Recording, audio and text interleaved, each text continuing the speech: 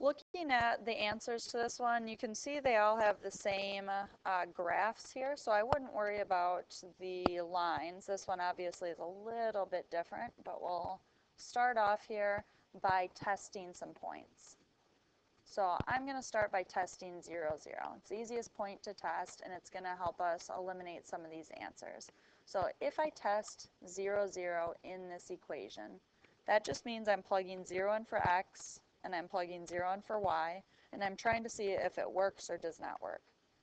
So if we have absolute value of x plus y is greater than 0, and I plug in 0 for x and 0 for y, I would get absolute value of 0. Whoops, this should be a 1 over here. If I plug in 0 and 0, I would get absolute value of 0, which is 0, is greater than 1. That is not true, so this one is a no.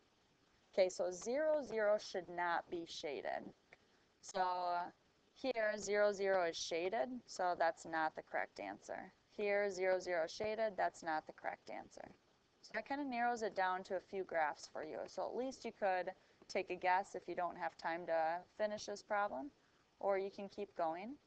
So now I'm going to test the point 1, 1 to see if that'll eliminate these graphs or eliminate this graph. So let's test 1, 1. So back into the original here. We want to see if it's, let's get it again. We want to see if it's greater than 1 or not. So if I plug in 1, 1, I get 1 plus 1, absolute value is just 2, is greater than 1. This is yes. So we want 1, 1 to be on the graph. So that's going to keep these around because it's shaded there. And we're going to get rid of that one.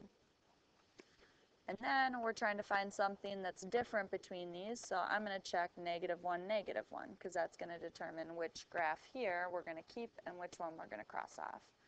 So test -1, -1. So plugging into that original again.